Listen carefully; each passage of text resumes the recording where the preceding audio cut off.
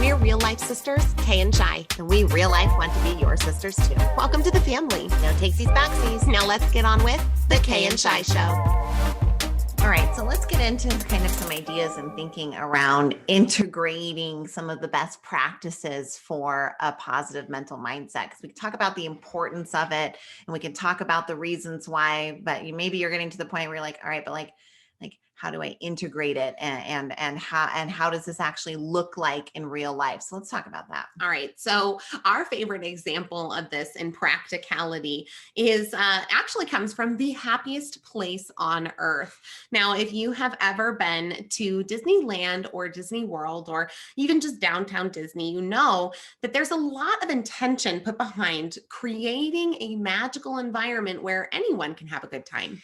And so maybe you're thinking this isn't the best place to talk about positive mental mindset and positive mental attitude, because it's pretty easy to have a positive mental mindset when you're in the happiest place on earth. But let us tell you a story. We were doing one of our Disney trips as a family, and I was in the bathroom and I was in there by myself. Everybody was waiting outside, but I could hear in the stall next to me a grandmother and a, let's say, 4-ish-year-old having an everyday moment. They were arguing about pulling the pants up, getting the toilet flush. Don't open the door before I'm done. No, don't grab that. The kid's starting to melt a little bit. They come out, they wash their hands, they're going through all of it.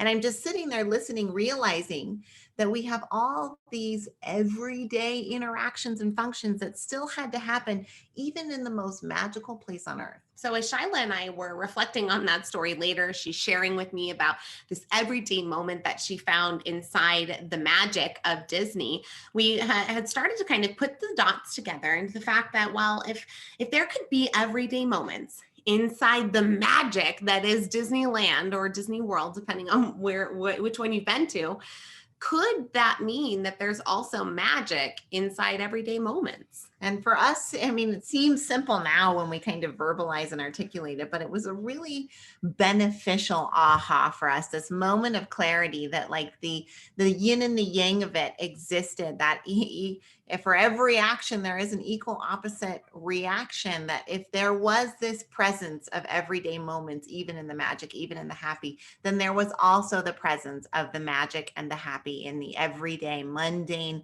moments, and being able to channel that when you're in those times of just maybe drudgery, or maybe worse, some kind of massive challenge or issue that you're trying to overcome, then you can grab onto that spark of magic or try to find it. And your attitude can help you do that, because it shifts your focus onto looking for the magic rather than obsessing on the drudgery. You know, I wanted to drill down really quick on what Shyla just said there, which is that shift of your focus onto the magic instead of the everyday moment, right? If you are a miserable human being and you go to Disneyland, no amount of Disney is going to make you a non-miserable human being when you leave Disney. And the same thing goes for if someone is a positive person inside impossible circumstances, they will continue to be a positive person. Now, one of our very favorite examples of this comes from a book called A Man's Search for Meaning by the author Viktor Frankl. If you've never heard of Viktor Frankl's story, he is an Auschwitz survivor from the Holocaust. Talk about someone going through the most challenging, horrific thing, and the big lesson that he learned and he wrote about in his book. And this is a direct quote: "Everything can be taken from a man but one thing, the last of the human freedoms, to choose one's attitude in any given set of circumstances, to choose one's own way." Now, Shyla and I often talk about how, you know, a person who has that misery on the inside will express it no matter where they are.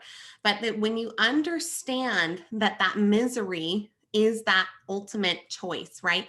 It's the final human freedom that someone can take away from you, the choice to either be miserable or be positive, have that positive mental mindset. Now, doesn't mean that you're not going to face miserable situations, right? Like Viktor Frankl says this quote. I mean, but like the dude spent 6 years in a concentration camp. Like, talk about the absolute worst of what a human can possibly go through, having your family ripped away from you and murdered, and knowing that that happened to them, right? All of these things. And he still says that the one thing that they couldn't take away was his right to choose his attitude. So how important is it that when we are having those mundane moments that we're searching for the magic, and when we're in the magic, that we're not allowing the mundane to necessarily seep in too much, because that's all our choice of where we point the spotlight of our focus.